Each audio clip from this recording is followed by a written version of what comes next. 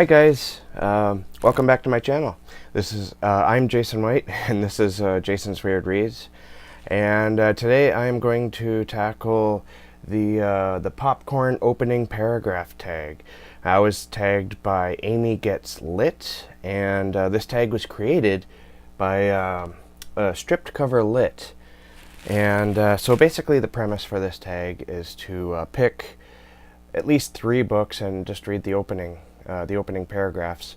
I've noticed that a lot of people seem to read more than just the opening paragraph, so I'm gonna probably read a little bit more than that too. Books. I think I picked 4 books. All right, first book is Michael Rowe's Enter Night. Michael Rowe lives in Toronto, I believe. And I've met him a few times. He's a really cool guy.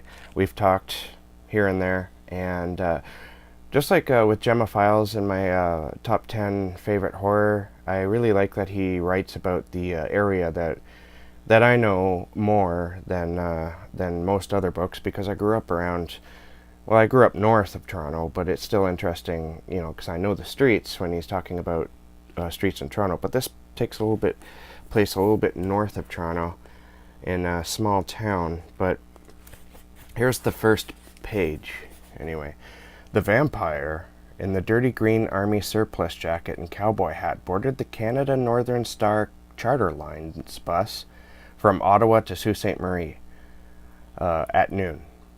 Jim Marks, who had been driving for Northern Star for 25 years and would retire early at the end of October, looked sourly at this late arrival. He was tired of waiting and wanted to get the trip underway. It was a long one and boring. The total driving time would be nearly 18 hours. There would be a refueling and a dinner stop in Toronto at 5 p.m. and another subway later that night, or another in Sudbury later that night. He wished he'd joined one of the majors years ago, bus lines like Greyhound or Voyager Colonial, with normal, civilized hours and routes instead of old chartered dinosaurs like Northern. He was too old for this job. He felt every one of his 48 years tonight, and his ass in the driver's seat felt 90. Ticket, Jim grunted, extending his hand. The vampire gave him the ticket. Jim tore off the driver's half and handed the remaining portion back. Jim, of course, didn't see a vampire. He saw a filthy hippie. In fairness to the vampire, any man with hair below his collar looked like a filthy hippie to Jim Marks. The world was crazy. Between the hippies down in the States and that commie Jane Fonda carrying on over in Vietnam, and all the drugs and weird music, never mind the fact that you couldn't tell boys from girls anymore, the planet was going to hell in a handbasket. It's, in case you didn't notice, a vampire story. Alright. I used to be a big fan of John Irving, and this was one of my favorites by him, A Widow for 1 Year. I haven't read John Irving in a long time. I've heard that his recent works aren't quite as good as his older ones. This was a favorite of mine. I just really liked living in this world while reading it. I read it I think 3 times, and that's kind of rare for me to read a book 3 times. Maybe even a 4th time, but I really enjoy the first paragraph of this book.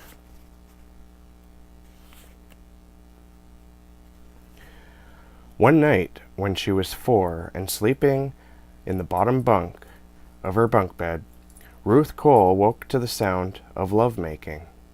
It was coming from her parents' bedroom. It was a totally unfamiliar sound to her. Ruth had recently been ill with a stomach flu. When she first heard her mother making love, Ruth thought that her mother was throwing up. That first paragraph is just funny, because Ruth, I think, is like 4 years old at the time, and so she doesn't really know what lovemaking is. And that's pretty much that's John Irving right there in a handbasket. Next, this book got me by the feels. I've talked about it a few times. I need to reread it just to see if it still will affect me as much as it did the first time I read it. The ending is what got me, and that's Horns by Joe Hill. So I'm going to read you the first chapter because it's very short. Chapter 1.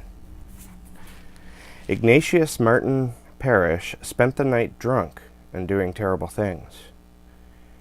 He woke the next morning with a headache, put his hands to his temples, and felt something unfamiliar.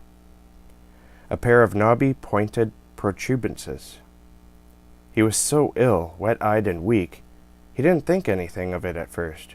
He was too hungover for thinking or worry. But when he was swaying above the toilet, he glanced at himself in the mirror over the sink and saw he had grown horns while he slept. He lurched in surprise, and for the second time in 12 hours, he pissed on his feet. This book is wild. Alright, last book. I picked, although I haven't read it in a while, No Country for Old Men, because it's Cormac McCarthy.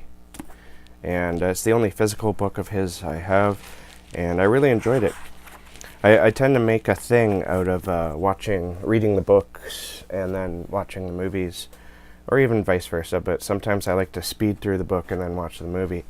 And I've done that a few times in the last year. And not with this book, of course. This is like 4 or 5 years ago, I think, when I did this. I can't remember, but No Country for Old Men is a good movie. It's very memorable, and the book is good too. And here's the first bit. I sent one boy to the gas chamber at Huntsville, one and one only. My arrest and my testimony. I went up there and visited him 2 or 3 times. 3 times. The last time was the day of his execution. I didn't have to go, but I did. I sure didn't want to. He'd killed a 14-year-old girl, and I can tell you right now I never did have no great desire to visit with him, let alone go to his execution, but I'd done it. The paper said it was a crime of passion, and he told me there wasn't no passion to it. He'd been he'd been dating this girl, young as she was. He was 19. And he told me that he had been planning to kill somebody for about as long as he could remember. Said that if they turned him out, he'd do it again. Said he knew he was going to hell. Told it to me out of his own mouth. I don't know what to make of that. I surely don't. I thought I'd never seen a person like that, and it got me to wondering if maybe he was some new kind.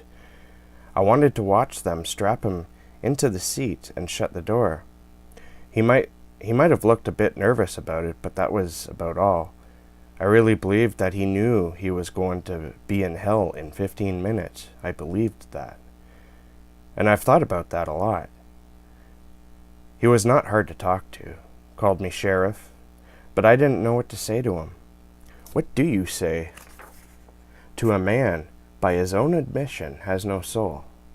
Why would you say anything? I thought about it a good deal, but he wasn't nothing compared to what was coming down the pike.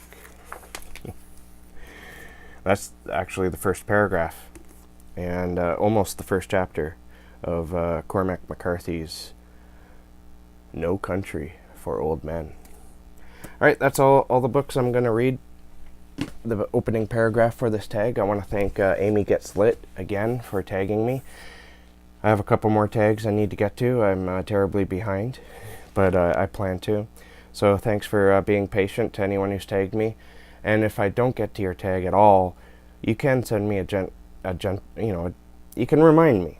I don't mind. I've just recently started to write down when I get tagged because I know there's a couple I've forgotten, but I'm getting to them. So thanks for watching. If you're new here, please subscribe, hit like if you enjoyed my readings there, and keep being creative, and I will catch you guys in the next bookish video.